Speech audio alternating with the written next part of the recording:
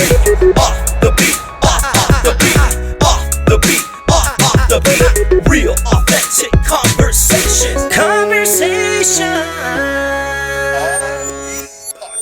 All right, what's up, everyone? Welcome to Offbeat Podcast.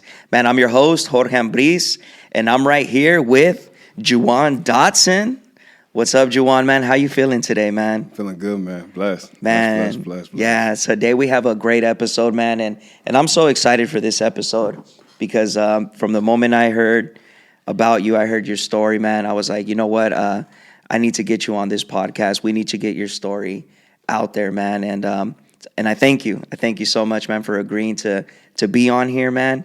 And so let's get started, man. Yeah, thank you for having me. Yeah, for sure, man. So tell us a little bit about yourself, man. We always like to get started with tell us where you from, you know, where'd you grow up at, you know, your parents. Tell us a little bit. So most of my family is from the Inland Empire, from here to LA. Okay. I actually grew up about 10 minutes down the way right here by Royal Valley High School on the west side. Right here in the Berdoo, San Bernardino grown. Yeah, like born and raised, man. So I was here pretty much my whole life before college. And then I got an opportunity to leave for college to go stay in Oklahoma for a couple years. Okay. Oh, so you went to college out there in Oklahoma? Yeah. I got a scholarship to play football out there, which was a great experience. Man, that's tight. That's tight, man. So local athlete right here in San Bernardino. And how was it, man? How was it growing up right here in San Bernardino?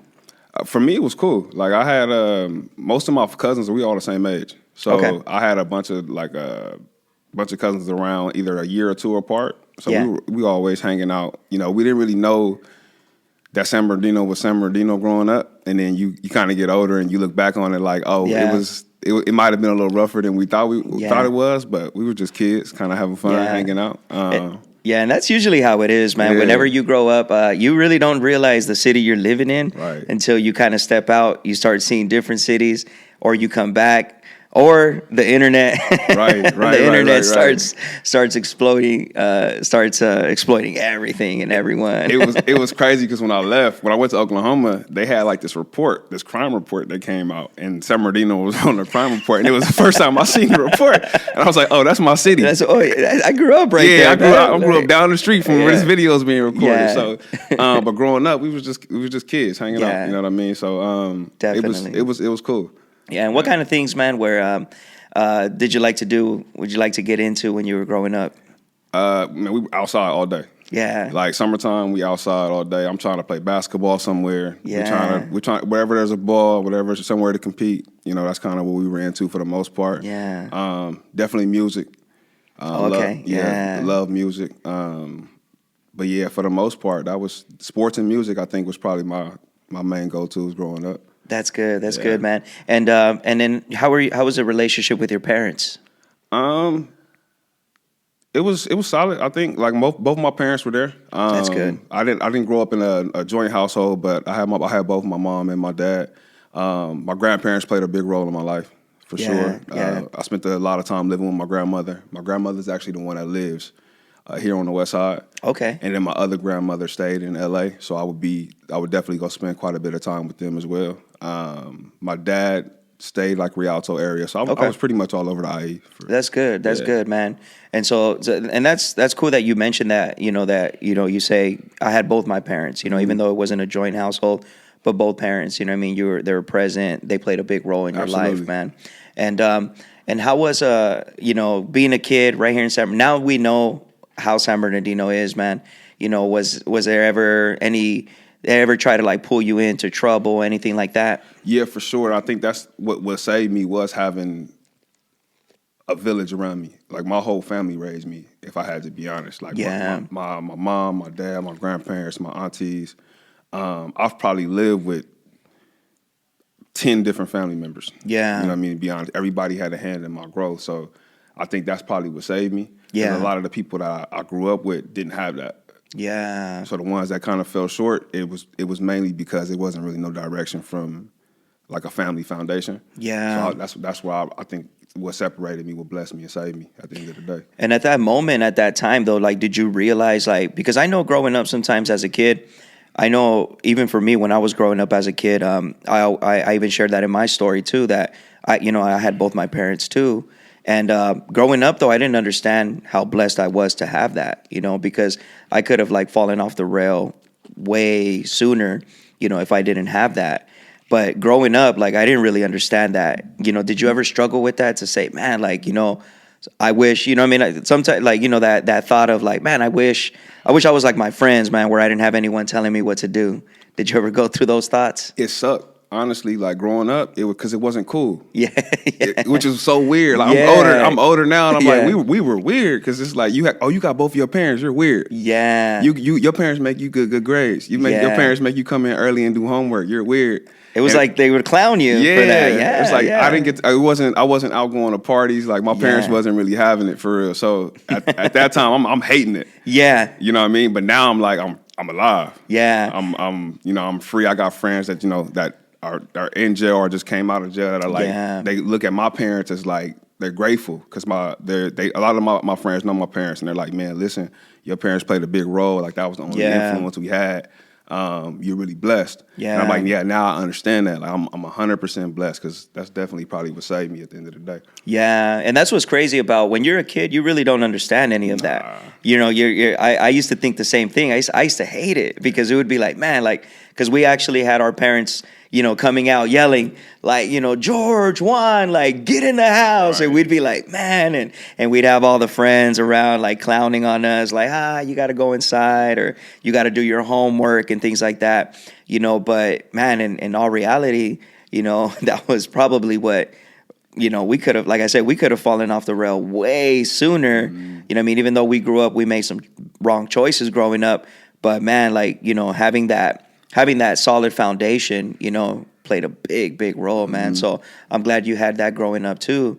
And so right there leading up, you had this structure, this village, your family growing up, loving on you, structuring you, you know what I mean? And then, cause you got into sports, right? Playing in school? Yeah, I started playing football at 7.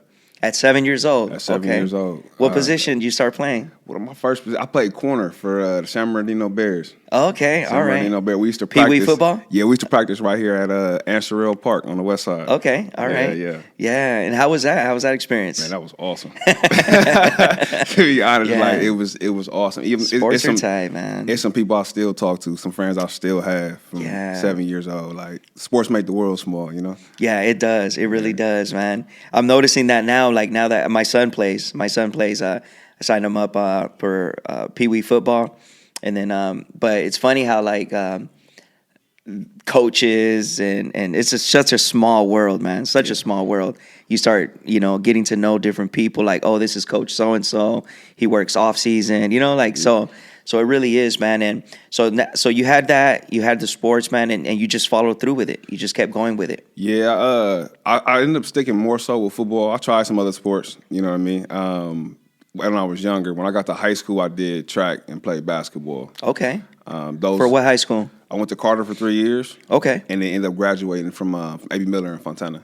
Okay. All right. Cool. And is that where? And you kept it up? Football. What position did you play for high school? Receiver and corner, mainly through high school. And then once I got to college, just exclusively receiver. Exclusively. Okay. And that's when you went to Oklahoma? Yeah, I went to Mount Sac first, though.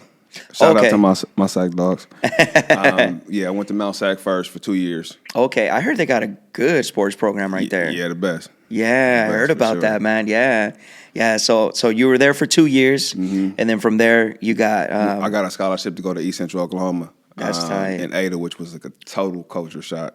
Yeah, headed out that way. Man. How was the culture shock there, man? Explain about that. It's just a whole different demographic. You know what I mean?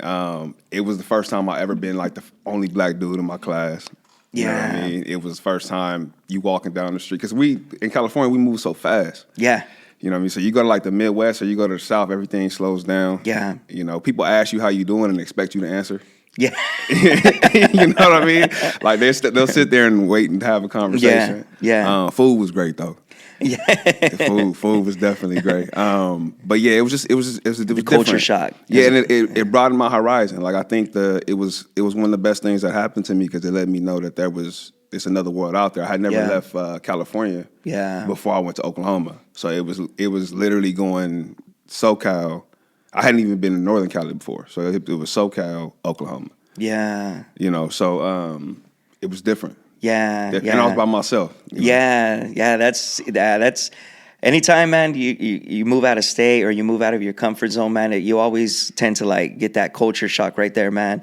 And but what did you feel any different? Like, I mean, you're saying that it was a good experience, and you saw it as a good experience and everything. But in the beginning, was it rough, like emotionally, like adapting to people, things like that? Was that rough? Yeah, it was tough because it forced me to get uncomfortable, but it forced me to grow. So like I had to, in hindsight, it was good. In the heat of the moment, it was a big adjustment period. Yeah. You didn't really have anything to lean on but yourself, and I had my team. So playing football helped because you kind of find your tribe. Yeah. When you're out there, but it was definitely different. Yeah. But I would say every time I've had to grow, it's been in a situation where I had to be by myself, and that was the first time I was put by myself. Yeah. I think that was one of the biggest, the most growth that I've had. Yeah. Initially. That's what's up, man. Yeah, that's cool. And so you finish you're out there, you're playing football out there. And what's the dream, man? Like, what are you dreaming? What are you thinking about? What's the next move for you? At that time, I was going to the NFL for sure. Yeah. Like, it was like there was no doubt about it. I didn't even know that there was a chance that I wasn't going to be playing football forever. Yeah. Like there was nothing I was thinking about past playing football. Yeah. Not knowing that like the chances of that really happening are really, really slim to none. Yeah. So when I graduated, I traveled a long time doing workouts for different teams. Oh, okay. Yeah, okay. I traveled a long time doing workouts for different Talk teams. about that. How's that? How does that work? And what was your experience? So you graduate after your senior year, and then they do like, I don't know if you're familiar with like the NFL Combine. A little bit. So you'll have the NFL Combine, and then all those players in the NFL Combine also have like a pro day where basically the Combine is you going to the NFL scouts. Okay. Your pro day is the NFL scouts coming to your school and watching you individually. So I had a pro day at University of Oklahoma. Okay. And then they'll come out, they'll check you out, kind of test your 40, your vert, just all these different physical tests that you'll do. Yeah.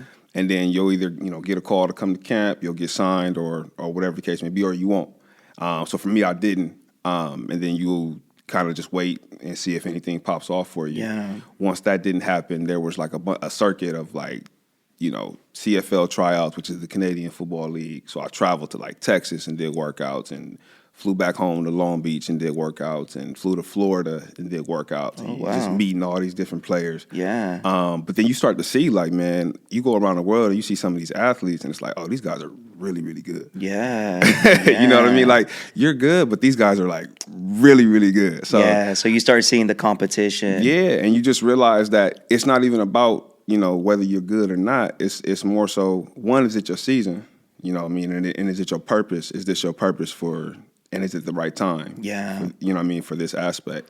And for me, it got to the point where I was like, I love it, but the grind and what it's going to take to actually get there, I'm like no longer in love with that part of it. Yeah. You know what I mean? Like Yeah. the going to practice and, and putting in the work and then getting hurt and then rehabbing from getting hurt. Because I played arena ball for 1 year. I moved to Utah and played arena ball, and I ended up getting hurt. And I'm like, man, I'm not trying to do this. I ended up getting an avulsion fracture in my ankle. Oh. And like going through the rehab process, I'm like, and I'm not trying to do this anymore. Yeah. Like, I don't love this part of the process anymore. Yeah. Like, you know what I mean? This part of getting up at 6 a.m. and going to the rehab. And it's like the guys that are moving on, that are really grinding, they're willing to still keep doing that. So after I did those workouts, did that circuit, that injury was just like a wake-up call. Like, it's time to kind of figure out what's next. Yeah, and that's what a lot of people don't understand about it, right? That, man, that there is a whole level of grinding to it, man, when it comes to trying to make it to the pros and not just even playing college ball and all that. Like you said, arena football, man, like it really does take a toll on your body, where it starts to become more like a job. You know what I mean? Like a job rather than that passion. Like you said, you started to kind of lose the love for that. Right. So when is it that you realized, okay, you know what? Like, okay, this is, where did you come to peace with it to say, man, you know what? Okay, it's time for me to part ways. That took a while. I actually went through a really, really rough time. I went probably about a year and a half, was like almost depressed about it because I had identified myself with that sport for so long. And where were you living at, staying at that time? So I came back. I was dating a girl at the time. Okay. And so when I moved back from Utah, we ended up staying at her and her parents' crib. Okay. And I didn't have a space. So that was another thing that was weighing heavy on me because I didn't have a space on my own. I didn't have a car. How old were you at this time? When I came home, I was 2017, so I think I was 24. 24 years old. 24, maybe 23 years old. So I didn't have a space on my own. I didn't have an identity. I've been a football player my whole life. Like if you ask me what I do, I'll play football. You know what I mean? That was who I was. That was what I did. And so like when you take somebody's identity away, now I'm just sitting there like, who am I? Yeah. You know? And I heard a quote from somebody that was like, I guess you don't identify yourself with what you do, because it's like, what are you gonna do when you can't do what you love? When you can't do that anymore. You know what I mean? Yeah. And so for me, it was like, I don't know who I am. So it was like, just go get a job. Yeah. You know, so at that point, I was getting up at 6 a.m. every day, you know, just trying to put in applications everywhere and figure out, you know, where I'm gonna work. And then I ended up actually getting a job at 24 Hour Fitness. Okay. And that was a game changer for me. To be honest, yeah, that was a game changer for me. Yeah, and that was in 2017. That was in 2017. 2017. All right, so you're 24 years old, man. Let's kind of pause back on that, because you're 24 years old, and it's really interesting what you said right now, that, you know, your identity was basically kind of stripped from you at that moment. You know what I mean? And do you have any regrets or anything that you kind of look back on and say, man, I wish my world wasn't so caught up in this, you know? Or do you kind of feel like that was just part of the process that you had to go through with football? Definitely won't say I regret it. Yeah. For sure. I definitely won't say I regret it. I think the tough part was just not understanding that I was more than football. Yeah. You know, I think that was, if I had to say anything that I wish I would have learned sooner. Yeah. You know what I mean? Is that I was more than that. Yeah. And you know what's interesting, man, is that, you know, Charles Barkley, there's a clip going around of him talking about that, you know, where he says, man, that so many young people, you know, when you go to these schools, he goes to different schools to talk and give motivational speeches, things like that. And he says that that's one of the things that he always comes across is that like, what do you want to be when you grow up? He asked a lot of the kids, and he says that 90% of them are like, you know, I want to be a pro athlete, you know? And he's like, man, like, and he was talking about how that breaks his heart though sometimes, because he's like, man, like the chances to become that are so slim. He's like, but the chances of them to become a doctor, a lawyer, man, if they understood that their chances to do that are a lot more, but because their identity is so caught up in just this, you know what I mean, in this dream, which is not bad, but like, you know, I think you're a good example of that like, man, you're saying no regrets, but at the same time, I wish my identity wasn't so caught up in just that. Yeah, I would say, so the only pushback I would have is if it's your purpose, yeah, you got to be all in. All in. And it wasn't my purpose. Yeah. Like that part of it wasn't my purpose. Yeah. Like God, I feel like God blessed me in a different way. Yeah. More than he blessed me when it came to football. Yeah. Like I had to work really, really hard to get good at football. Yeah. And I think that your purpose is not something that's going to be, it's not going to feel like an opposition a lot of the times. And for me, like playing football, you just kept hitting the wall over and over and over again. Yeah. For some people, that's their purpose. So if it's your purpose, you gotta be all in. Grind, just do it, go all in. I like how you said that, man. Like, you know, because it's true. Sometimes we don't understand that there's things that are just going to build, we're going to work hard at, but the purpose is to build something inside of us. Not so much that that's what we're going to probably do our entire lives. It's just something that, you know what, this is for now. This is something's being built inside of me right now through this. But you know what? There's a greater purpose behind it. Because I like what you said, like, you know, when you find that purpose, man, it's almost like butter. It's just like, it's going to be smooth. Butter. Yeah. So now, all right. So going back, man. So I just wanted to kind of pause on that a little bit, because I love that point right there, man. That because identity is so huge, man. Huge. identity is so huge, man. And I feel that a lot of young men struggle with who they are.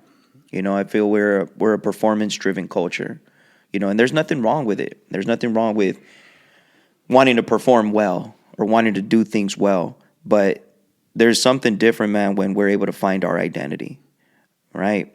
And so now you're fast forward right there. You find something at 24 Hour Fitness. So talk about that journey. Yeah, that was a game changer for sure.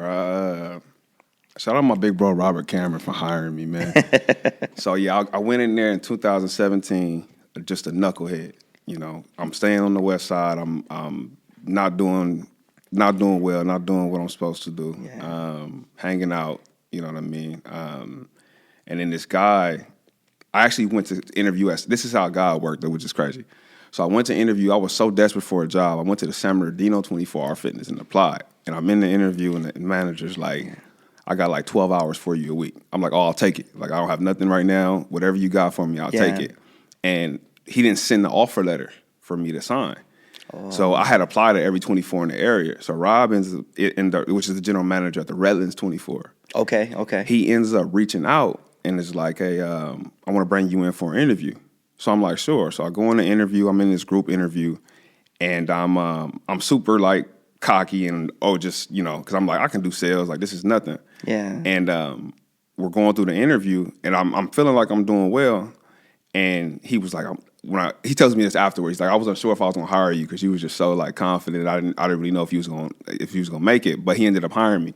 And the guy at San Bernardino was like, oh, nah, I just interviewed him. You shouldn't hire him because he said he was going to work here.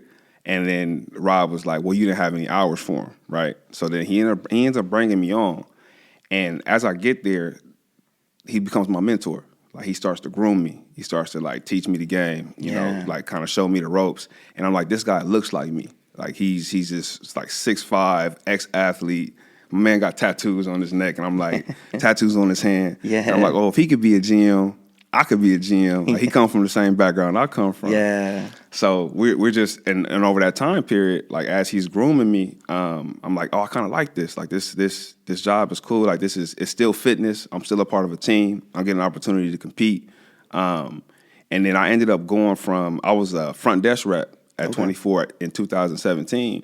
And within 15 months, I was a GM. Okay. Just based on performance. Like, I was a top performer for the next, you know, like year and a half.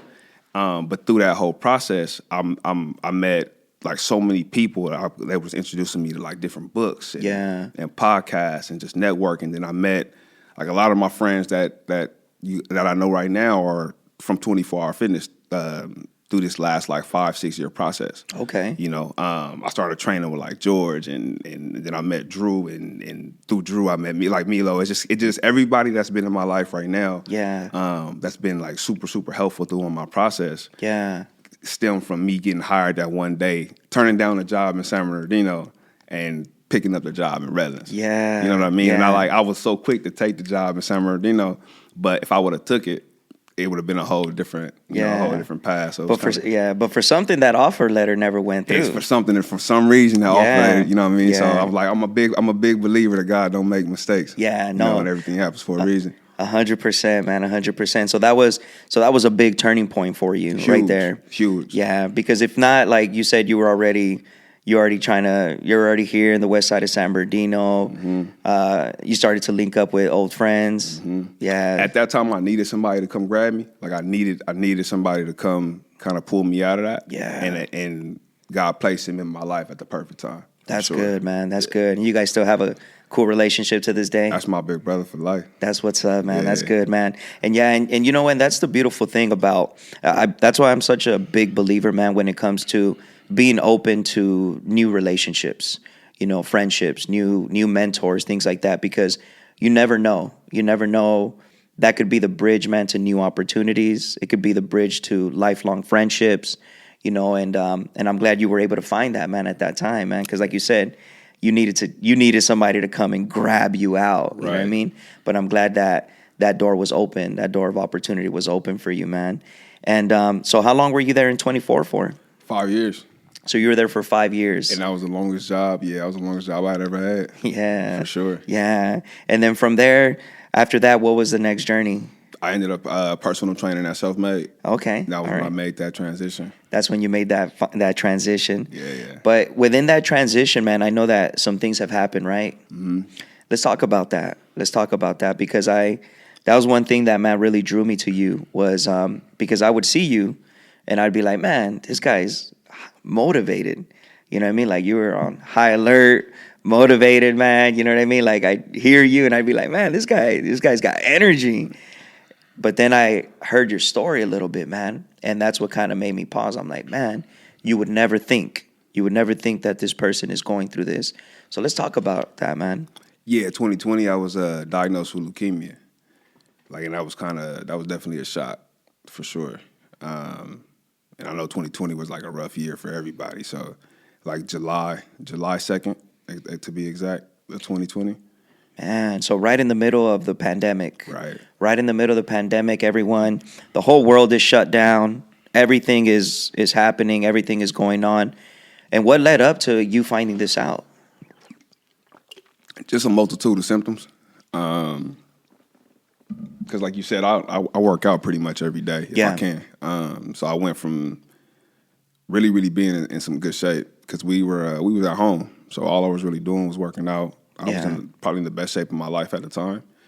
And we were going runs. And I think the first time I noticed anything different was I was running. I would take like 6-7 steps and just couldn't breathe. You know what I mean? I felt like my legs just weren't getting blood flow. Man. It was like kind of tingling, almost numb. Yeah. And then I would have to stop. But for me, the athlete in me is like, no, I just keep pushing. Yeah. I mean, just keep going, bro. Like you being soft, man. Get it together. You know what I mean? So no pain, no gain. Right. Yeah. So thug it out. And then I'm just trying to keep going. And then eventually I ended up like passing out. Oh, while working out. Nah, yeah, I walked in the house one day and just fell on the couch. Dang. Yeah, I walked in because my couch was, if I was to walk in straight this way, my couch was to the left. And I walked in, room kind of spent. I just fell on the couch and I'm like, oh man. So I went to urgent care. And the guy from urgent care was like, oh, you got vertigo. I said, oh, that's perfect. Like vertigo is cool. We can take some medicine for vertigo. We'll be okay in a couple of days, you know. So they ended up giving me some medication. Okay. And then we ended up going on a trip. Me and the lady I was with, we ended up going on a trip. And I'm on the medication for vertigo. And as we go on the trip, there's a moment where I go to the bathroom. And when I come back from the bathroom, I turn the light off. Like in the middle, I go to the bathroom in the middle of the night. I come back from the bathroom and I turn the light off. And the moment I turn the light off, the room just spent. And I'm like tumbling down. I'm reaching, like grabbing everywhere, trying to find something to hold on to. And I'm screaming like, hey, help, help. I'm going down. And I had no control, over my balance. And then I just hit the floor. And then I tried to take a deep breath, and it was like somebody grabbed my lungs and wouldn't let them expand. And I'm like, oh, yeah, it's something wrong. It's definitely something wrong. So that was what forced me to go to the hospital. Yeah. But then so the way Kaiser works is it's like Northern Cali or Southern Cali is basically how you cover it. So I wasn't covered in Northern Cali. So I ended up going to Kaiser in Northern California. And they just did the bare minimum. So I was blessed that God had his hand on me because at that time I could have died on the way home because they didn't run the proper test, Yeah, and I think that sometimes, man, that's what's crazy about the healthcare system sometimes. You know what I mean? Like that. Like, I mean, you're going through this and then, and I get it, insurance policies and all that stuff, man.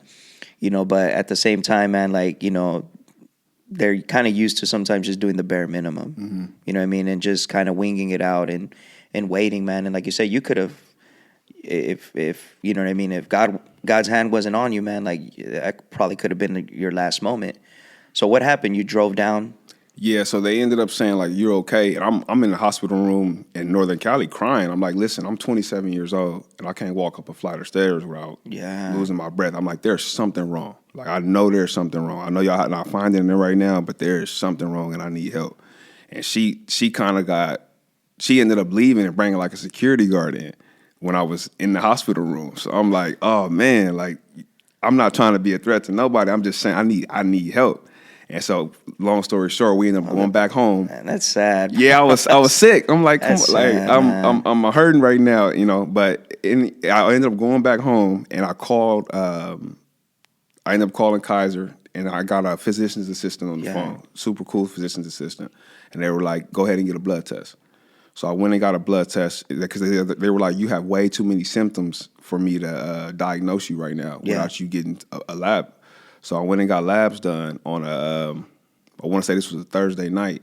And then when they called me at 6 a.m., and he was like, hey, you need to go to the emergency room right now. And so now the way Kaiser works, you get your results on your app. So I'm looking at the app, and immediately I'm looking at the app like, oh, let me get on Google because look at these numbers. Let me see. let me see what these results. Dr. Google, Google. And when I'm looking at it, it's like anemia, severe anemia, leukemia. And I'm sitting there like, oh, it's definitely anemia because I be cold anyway. So like I'm always trying to get an extra blanket. So I'm like, oh, I'm just anemic. That's why I'm feeling so dizzy. So then I go down to the emergency room, and as I'm walking in the emergency room, there's like this huddle of like nurses and doctors in this room, and they're all looking at me like, this is weird. Like, how are you walking in here right now? And I was like, what do you mean? I just worked out yesterday at 24 Hour Fitness. Like, I'm okay. It's like, nah, you're not okay. Your hemoglobin is at like 2.0. I was like, what does that mean? It's like, well, it's supposed to be between 14 and 18, and it's at 2.0. I was like, no, well, like I said, I just worked out. You know, I just worked out yesterday. Yeah. You know, so mind you, I got dropped off, and I told, you know, my girl, like, hey, go get some food. By the time you get back, I should be out of here. Yeah. And then, so this is July 2nd. I didn't end up going home till like August 1st. Dang. You know what I mean? So the doctor came in, and he was like, this is leukemia.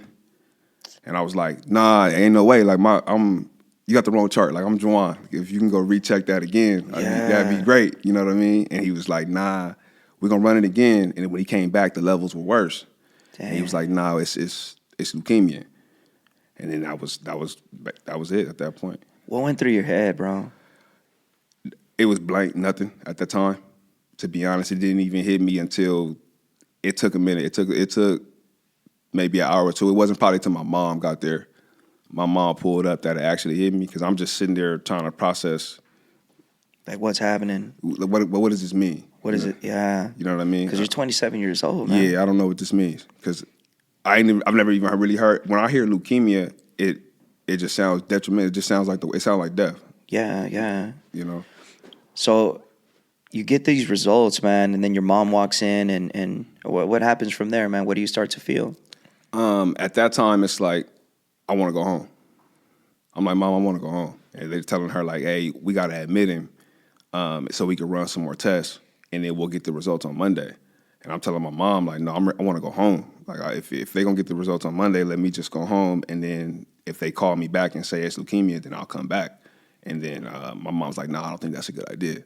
Like, I think you should just stay here, let them admit you. So if they need, you know what I mean? So we're going back and forth for a little bit. And so finally I cave in. I'm like, okay, I'll stay. Yeah. And we had to start chemo immediately. Immediately after that. So, but yeah, I was fighting it for a minute. And that's just me. Like, I'm always feel better at home.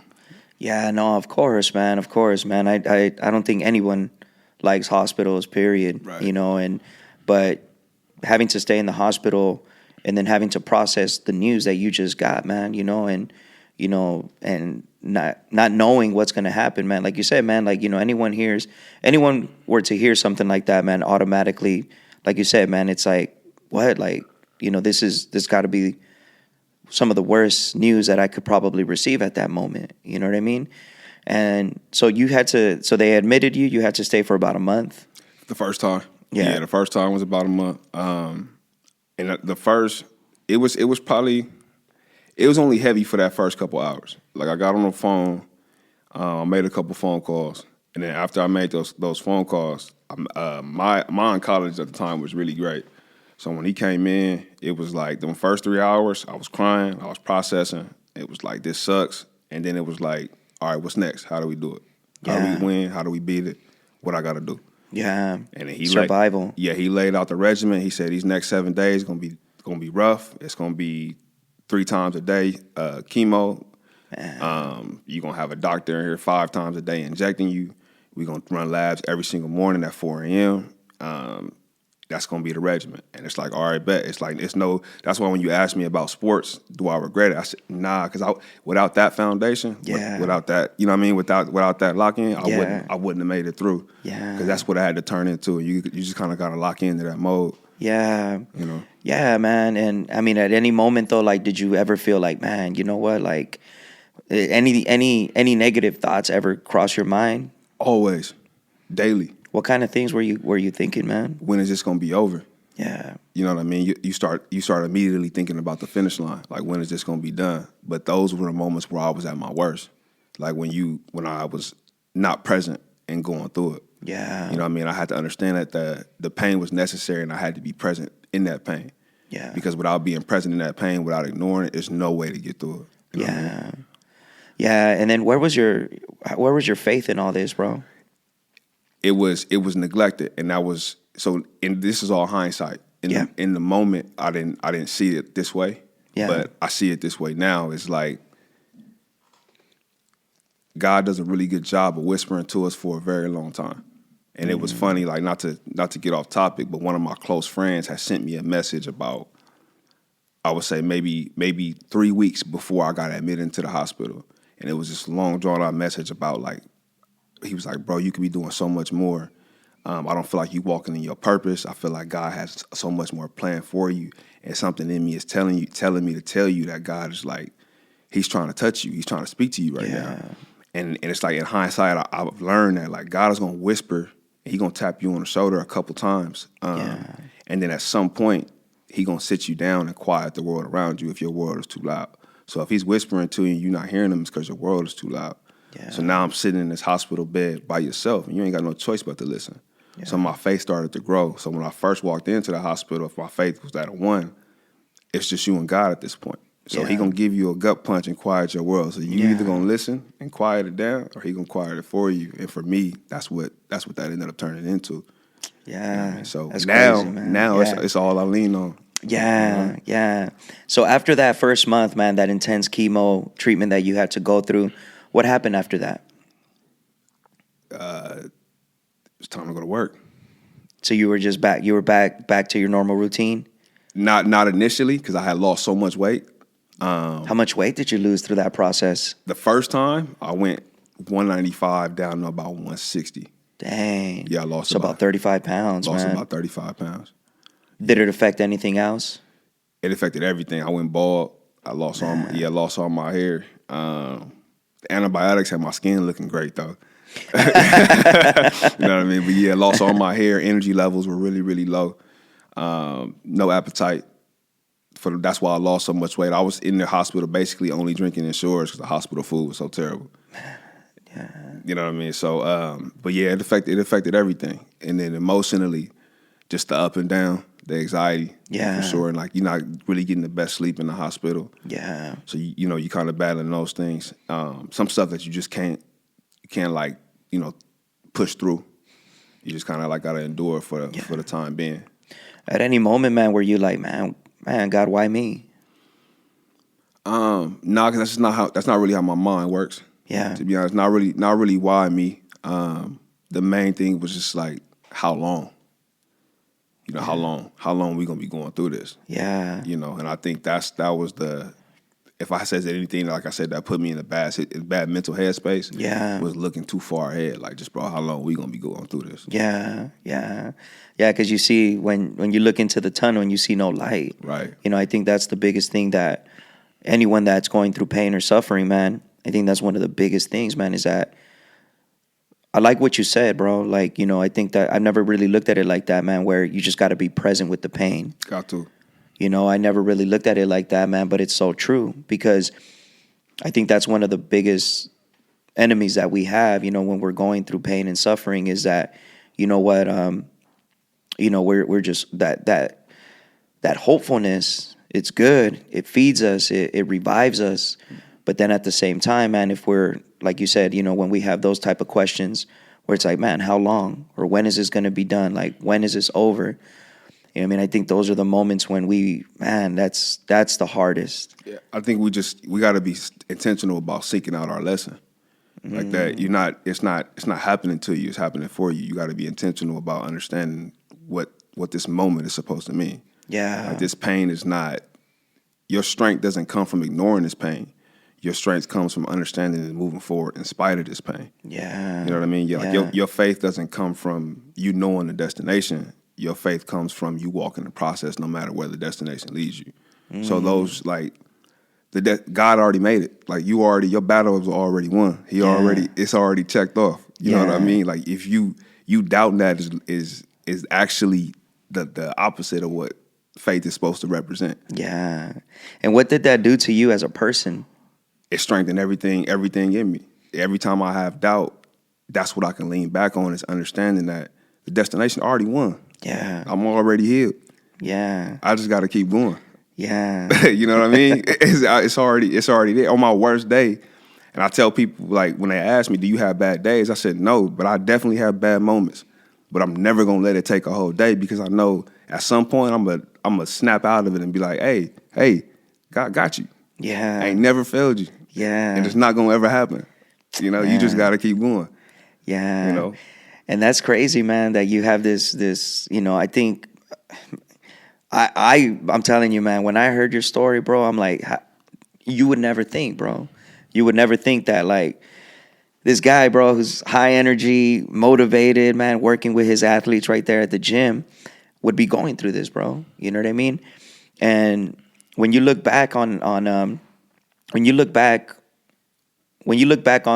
that message that you talked about right now from a friend that you received a few weeks prior to that, when you look back on that, man, like, do you feel that God's purpose has kind of been more clear now than ever? 100%. 100%. Like, I have a clear vision, a much more clear vision of how I'm supposed to be moving. Yeah. And how the people around me are supposed to be moving, and what type of people I'm supposed to have around me. Yeah. Very, very clear. Yeah. Talk about that a little bit. I understand that purpose itself, that self-investment is the most important thing that we have as people. It's vital.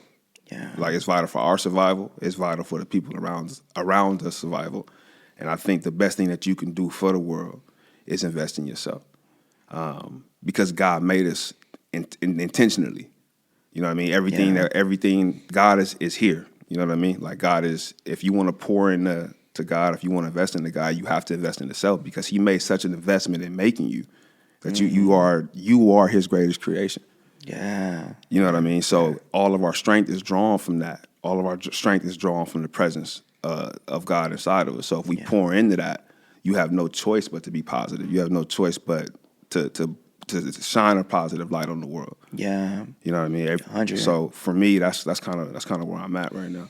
That's cool, man. And so how's that going right now? Like, with how's that going with the treatment and all that? Like, are you still going through that right now? Yeah, for sure. Like, honestly, this is probably physically, this is the toughest battle I've had. Because you're going on 2.5 years, right? 2 years. It'll be 2 years in November. Or it was just past 2 years, actually. 2 years. Yeah, in July, right? And 2 years of my stem cell transplant was in November. Okay. Yeah.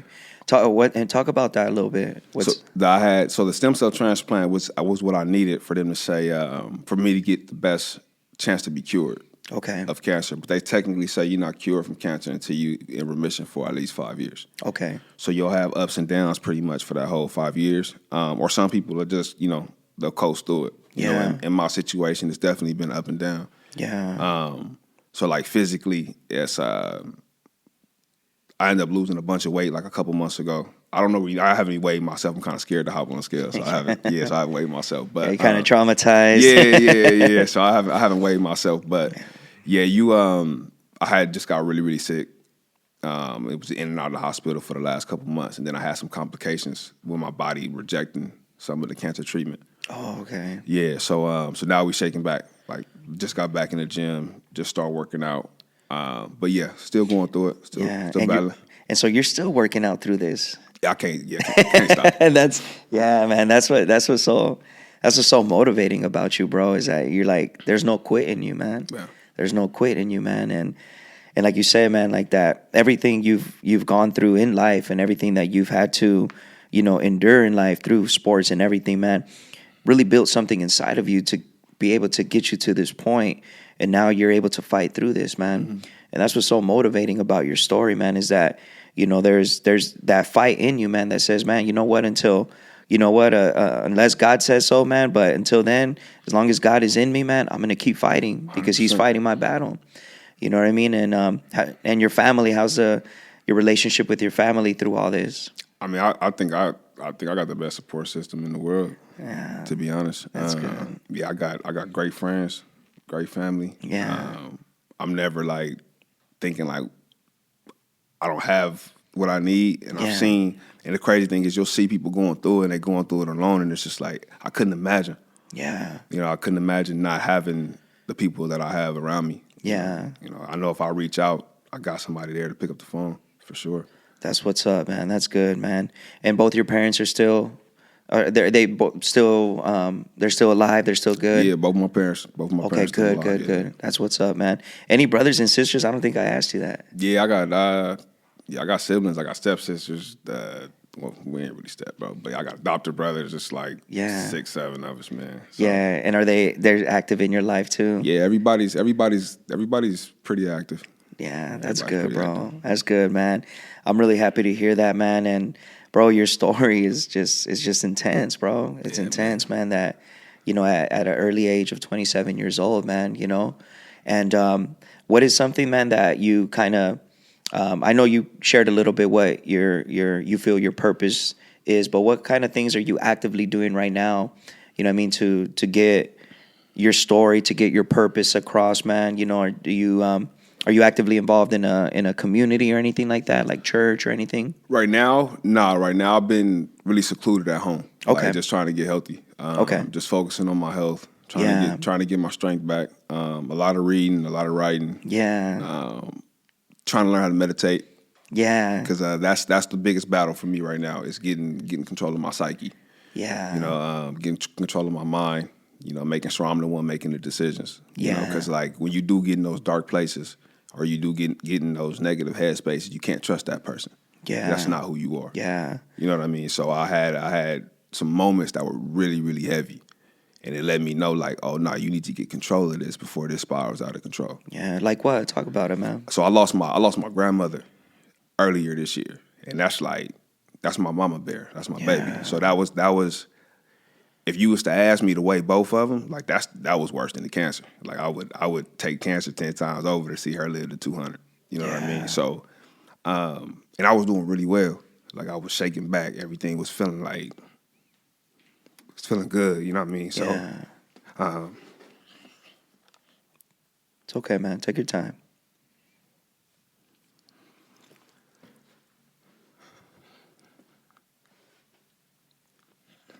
My bad, bro. No, you're good. You're good, man. So, but physically, I was straight, you know what I mean? So. Emotionally.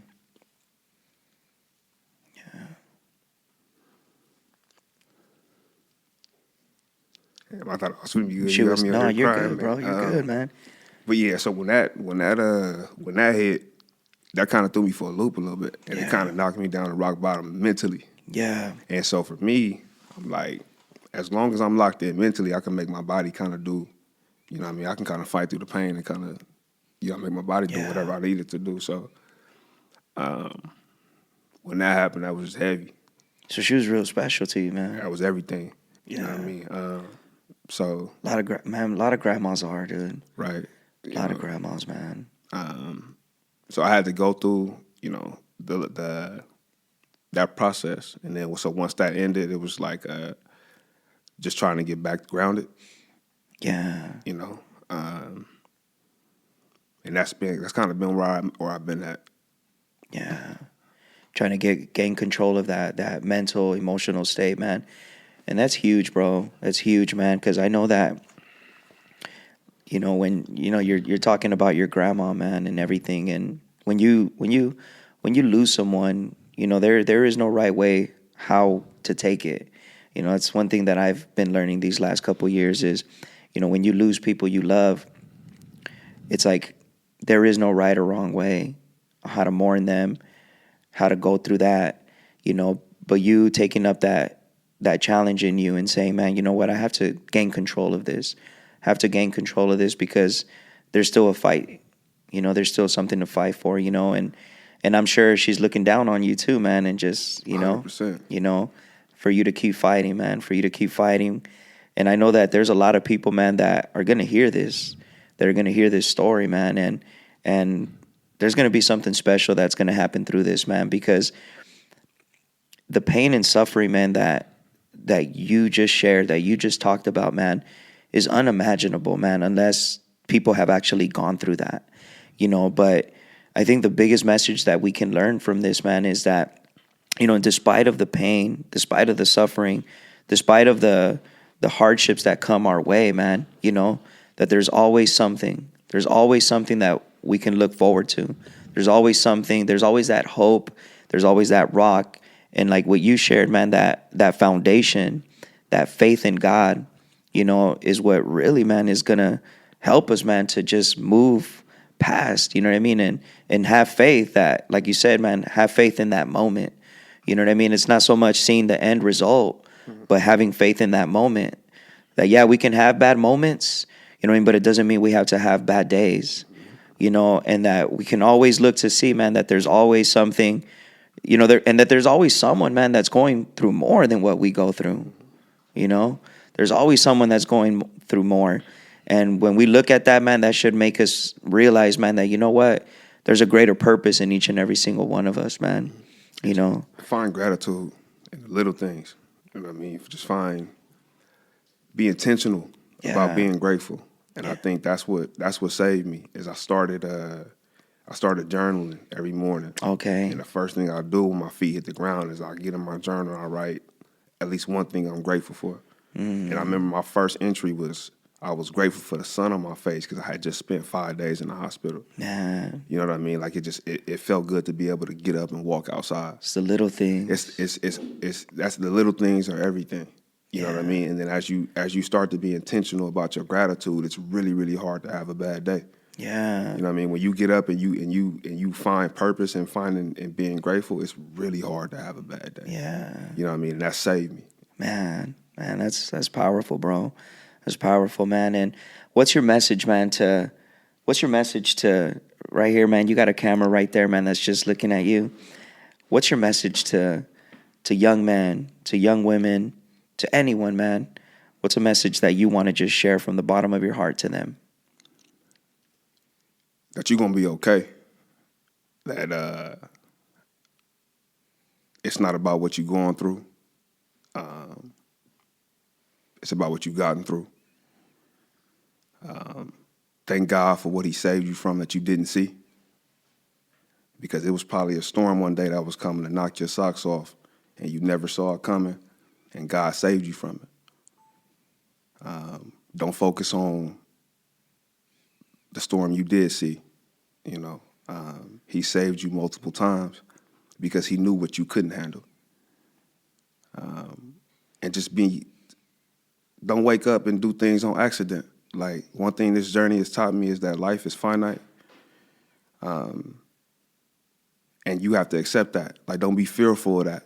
That should motivate you to understand that it's finite. So stop getting up and doing stuff on accident. Like, when you get up, be intentional about your day. Be intentional about what you got to get going. Be intentional about your purpose.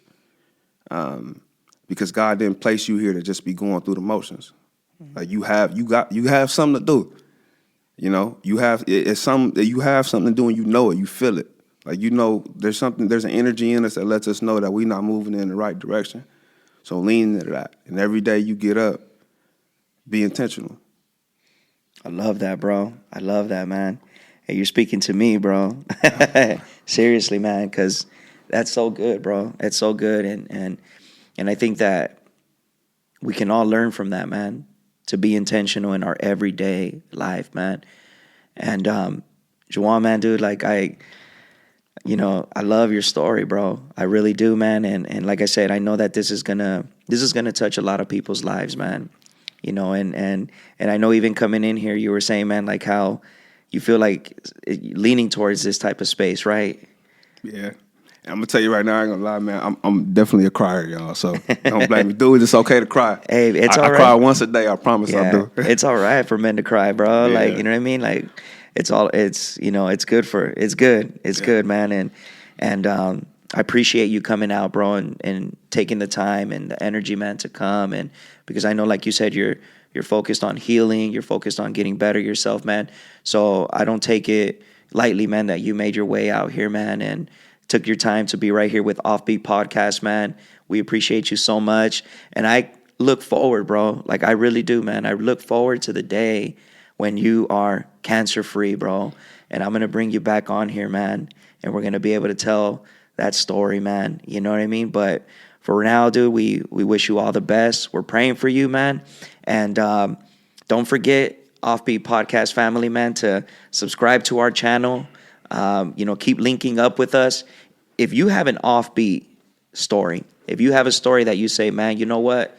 My story is offbeat, man. And you say, and you're in the area, you're right here in the Inland Empire, you're close by in the surrounding cities, surrounding area, and you want to come on Offbeat Podcasts, send us a message. But meanwhile, send this to somebody that needs to hear this. Subscribe to our YouTube channel. Go follow us on Instagram, TikTok. And we appreciate all the support that you guys have been showing us these last couple months. God bless you guys. We love you guys. This was Offbeat Podcast. Let's go.